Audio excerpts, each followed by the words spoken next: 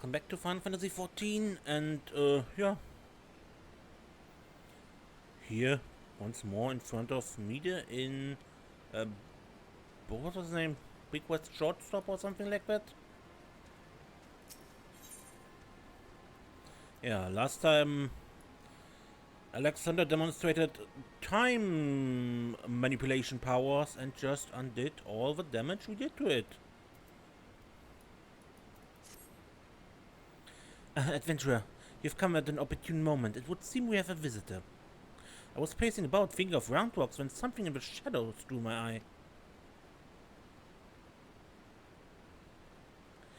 I caught only a brief glimpse, but it bore an uncanny resemblance to Quickfinger's constant companion. Shanoa, was it? If a girl's here, there's a good chance her Illuminati keepers are close by. We'd best track her down quickly. Follow me.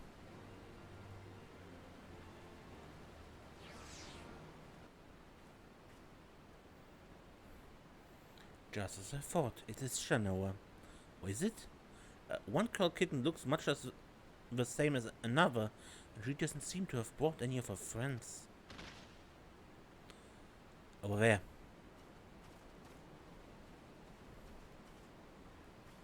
Oh. Abenders, what are these snap crashings and... An Illuminati spy, sent by Quickfinks to observe our movements like as not. Given the sizable disadvantage at which we find ourselves, we thought it best to relieve him of duty. He spent his final moments babbling about all the Illuminati's deranged schemes, claimed that once the final core was activated and Alexander fully operational, the fortress would gain the power to travel through time, taking him along with it. He seemed quite convinced that Quickfinks was a prophet of sorts, a traveler from the future come to the present to return history to its proper state.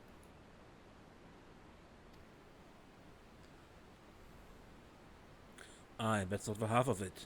According to him, the battle for history has already been won, and not by us. For the future is writ in the Enigma Codex, and we but play out our roles in it. Quickfinks, a traveler from the future? That would certainly explain how he was able to anticipate our every move, but could it be that he has already conquered the world of tomorrow? Have all our efforts been in vain?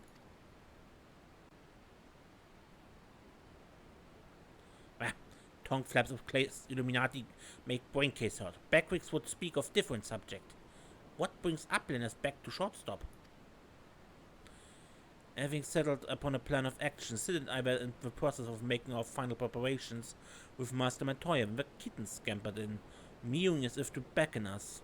We duly followed her and she led us here, much to the dismay of a fellow at our feet. I'm not one to look a gift curl in the mouth, but something about all this doesn't sit right with me. She has been at Quickfinks' side, make that on his bloody head, every step of the way, and now she decides to betray her keepers?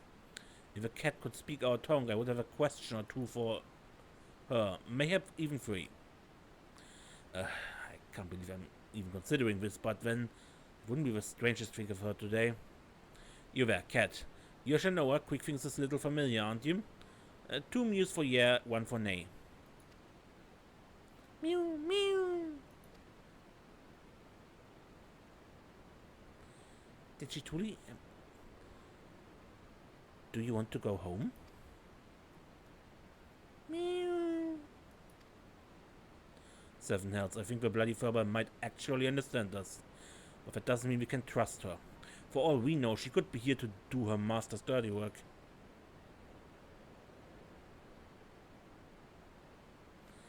A moment, Uplander. Tongue flaps of Roundrox come to Backwicks' braincase. 3 years ago, when Roundrox found Codex Splinter Zone, Roundrox says Black Cowchild is there, onlooking. Backwings thinks nothing of this then, but now? You mean to imply that Shanoa here was present when we attempted the summoning? I very much doubt that. If she were a kitten 3 years ago, she would be fully grown by now. Unless it is she took a shortcut through time. An implausible theory, I grant you, but one we cannot well dismiss in light of recent events. If true, it would raise a still more troubling possibility that Roundrox's discovery of a codex was no mere coincidence, but an event orchestrated by quick things to further his own ends.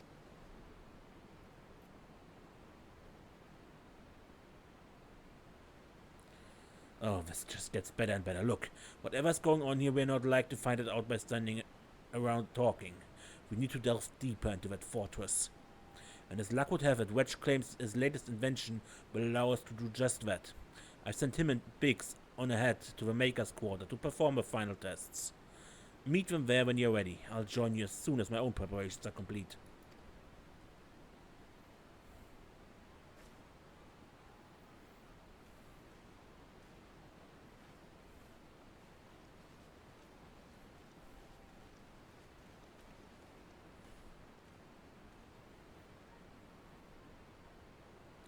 Travel back in time and set past wrongs aright.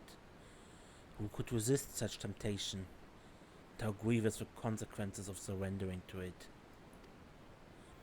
For in allowing the past to consume us, in making our every choice, our every action the correct one, would we not cease to live in the present and in turn lose sight of our future? 'Tis a path not to redemption, but to madness.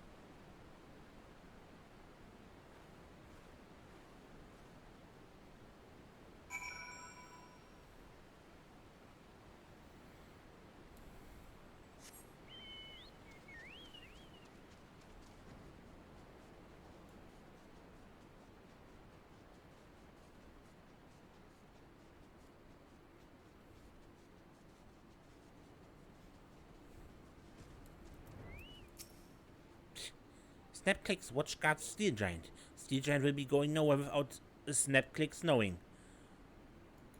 I believe if Alexander moves, we all will notice. I must apologize once again for my negligence last time, Serenia. Rest assured, I have done my utmost to make it up to you with my latest invention. Why, it may very well be my best yet. Yes, I have a good feeling about this mission. This time we show that power met Gobby what for. If Quickthings truly has seen the future, we may very well be walking straight into a trap. And yet, what other choice do we have? Serenia, all fired up and ready to go, are we? Then I'd best hurry up and brief you on the task at hand.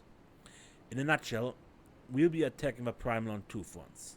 As we speak, Y'shtolar's leading an attempt to cut off a primal source of aether. Our job, meanwhile, will be to head into the belly of a beast and rescue Roundrox. Without her to view the Enigma Codex for them, the Illuminati won't be able to turn back time anymore, giving us a fighting chance of beating the bastards. The chief reckons that the shortest path is through the giant's great fat noggin, only problem being that it's inside the barrier. Not to worry though, Wedge's latest wonder will take care of that. He dubbed it the BBG II, which he tells me is short for Barrier Be Gone. Because the barrier doesn't just serve to keep folk out, it also keeps the primal in. That being why Mead and her mates raised the bleeding thing in the first place. So, the moment it goes down, there'll be nothing to stop the Colossus from running rampant, if it has a mind to. Which means we're going to need to move fast. The Chief will take the Excelsior in as close as he can to Alexander's head, where you jump off and secure a way inside. Wasting no time, you'll then climb back aboard and Wedge will re-engage the barrier. All before our metal friend even knows what's happening. Got it? Good, cause we've got our work cut out for us. Let's get going. You now have access to the eyes of a creator.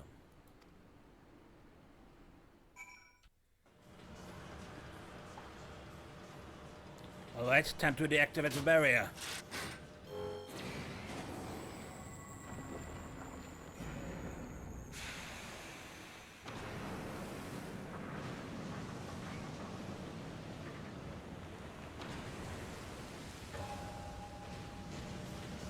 The smoke's too thick, can't see a damn thing.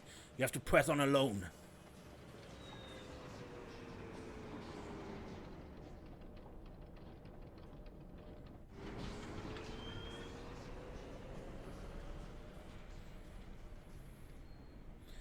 eyes of a creator.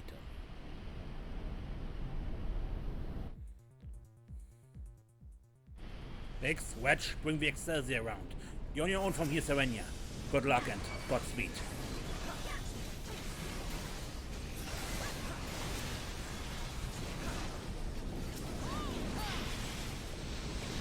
Buff.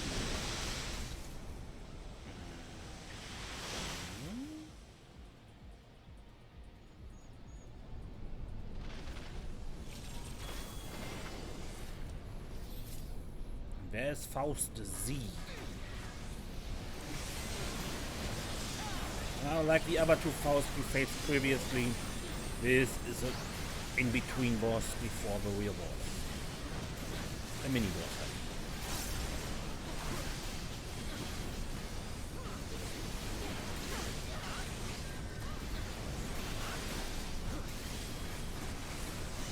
And let's see what I've forgotten.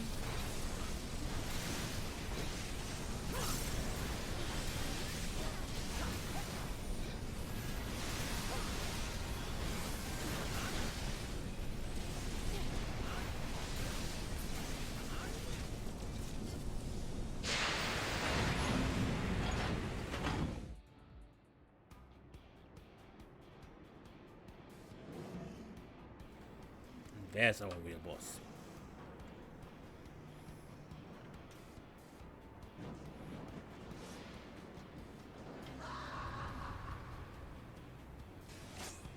I'm a bit late.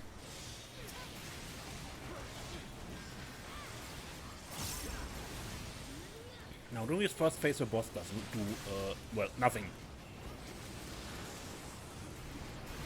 Materials acquire initial life repair protocol. Reassembling right arm.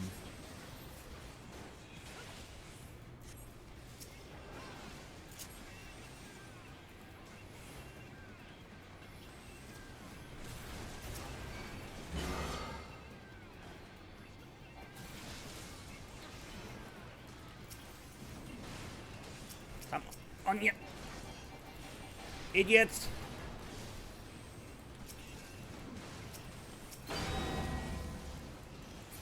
Okay, and now that we're both in the red marked area, out of there.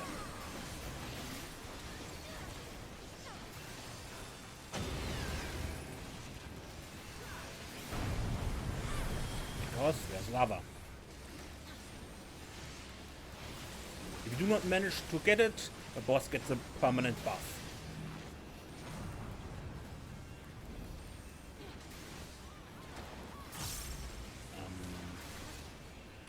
Hide behind the scrap. Was too close.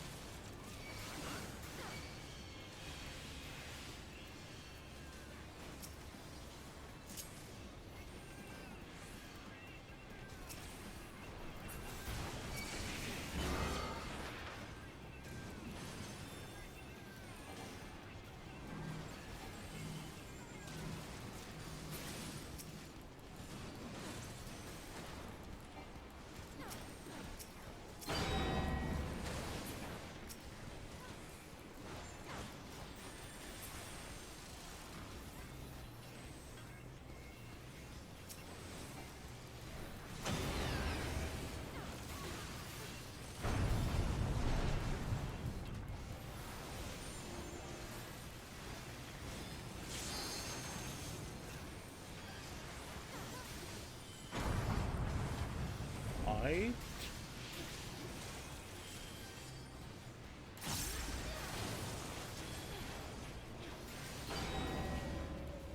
Superior materials detected, switching to high priority mode. Now, Full Metal Faust. The problem with Full Metal Faust is he has rather a lot of HP. And you won't kill him before the lava comes.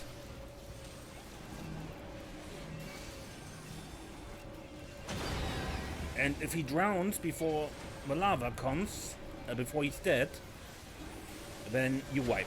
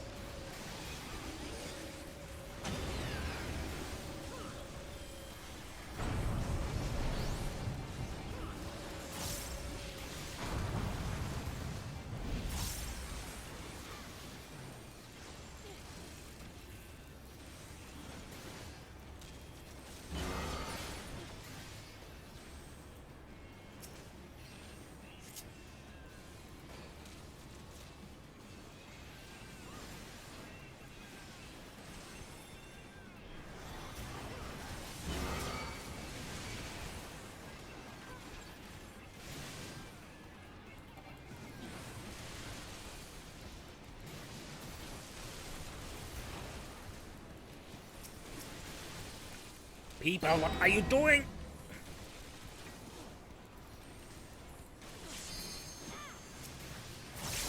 No need to reawaken them twice.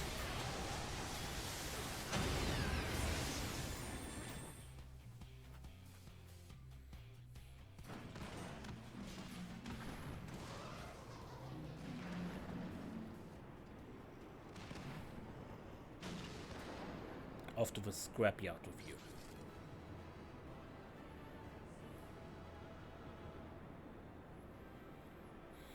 And once more, a new set of equipment. Or the tokens for that.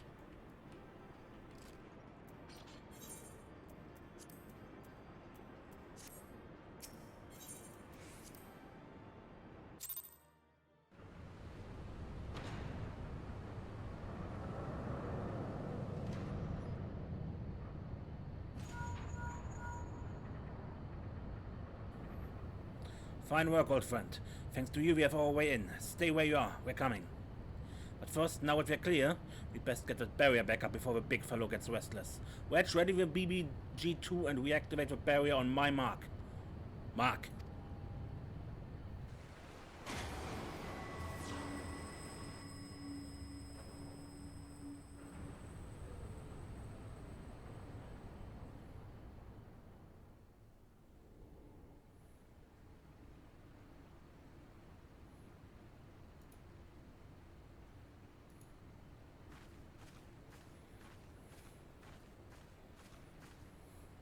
Excellent timing, Ishtola. So when he has done it, we have a clear path into the heart of a beast.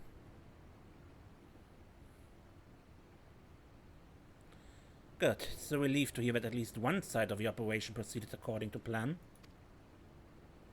The same may not be said of the other. Our efforts to cut off the primal source of aether proved wholly ineffective. Quite why I cannot say, though I am hopeful that one among us can. What, Mida? On the basis that she summoned the damn thing, you mean? I think you'd better explain. Like all primals, Alexander constantly draws aether from its surroundings, both to sustain itself and to gain its strength.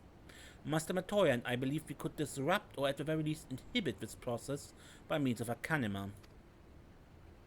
By creating a vast, impassable etheric membrane between the primal and the land from which it drinks, which is why the old witch had me place those infernal devices of hers in every nook and cranny of this place. Are you telling me they don't work? Yes and no. As far as we can tell, the Arcanima are functioning precisely as intended, and yet, for reasons we have been unable to ascertain, they have had no measurable effect on the primal. Alright, out of it, Mida. If there's anything you haven't told us, we need to hear it now. We are running out of options.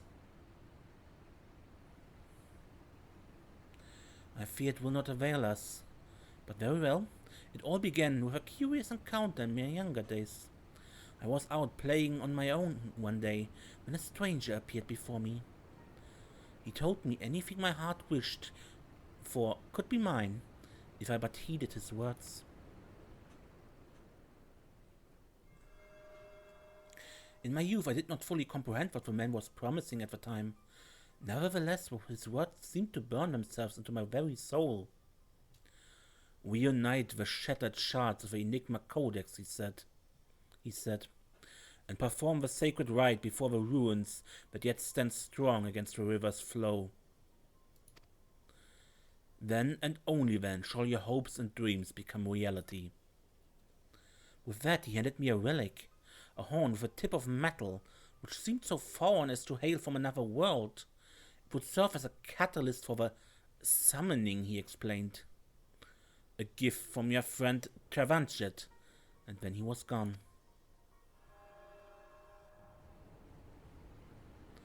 Travanchet. I know the man. Our paths crossed during my time in Limsa in the days before the calamity. So probably a Final Fantasy 14 1.0 story, I don't know, because I never played that game. I might have guessed that the Ascians had a hand in this.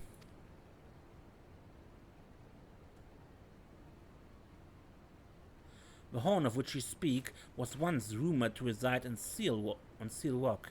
It's a lost relic of the ancients with a power to manipulate the etheric energy in the very air around us. The Science have long pursued the horn, fearing the devastation that might ensue were an artifact of such power to fall into the wrong hands.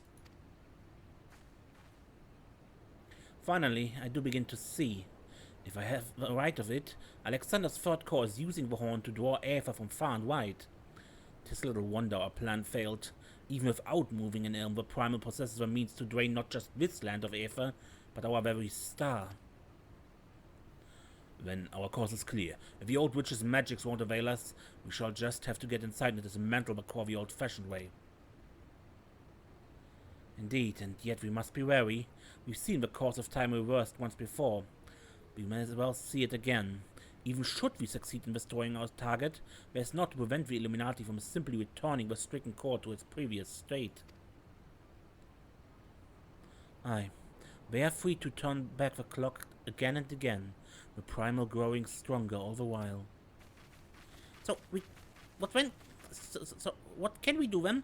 We can't just give up.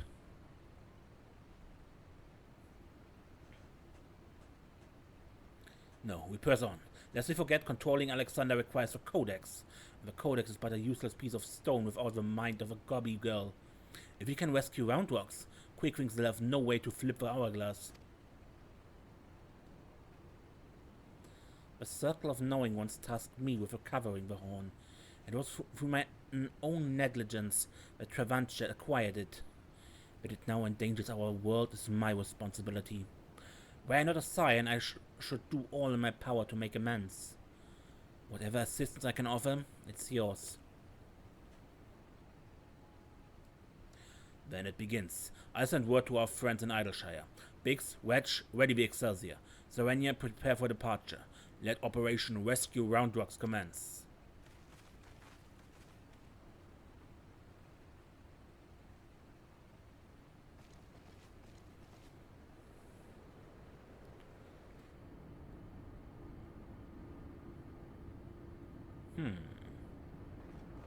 Look, another cat.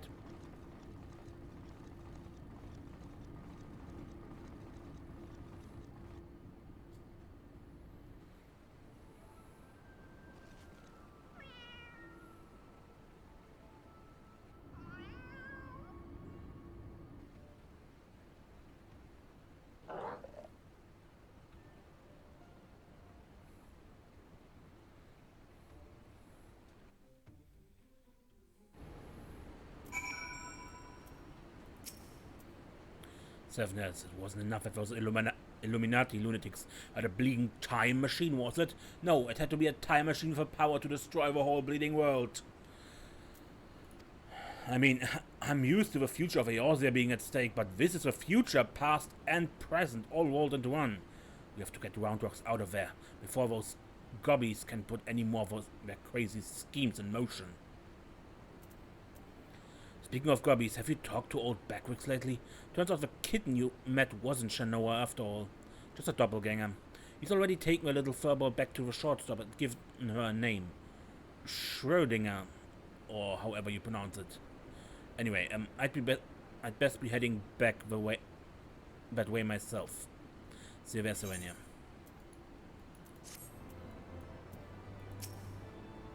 Yeah. Now the cat is called Schrödinger. Backwicks teacher Noah on top of Wordycock Giant. This is different, curled kitten, so Backwicks names her Schrödinger. What does it mean? Backwicks does not know.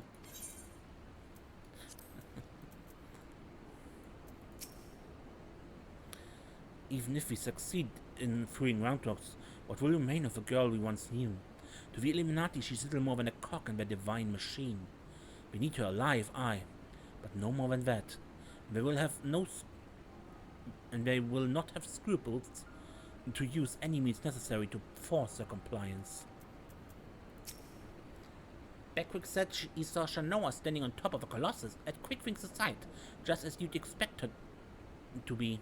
You reckon Backwick's new pet is just a long-lost littermate?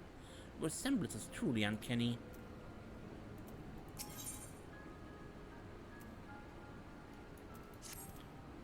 Okay, but I think this is already enough for an episode, right?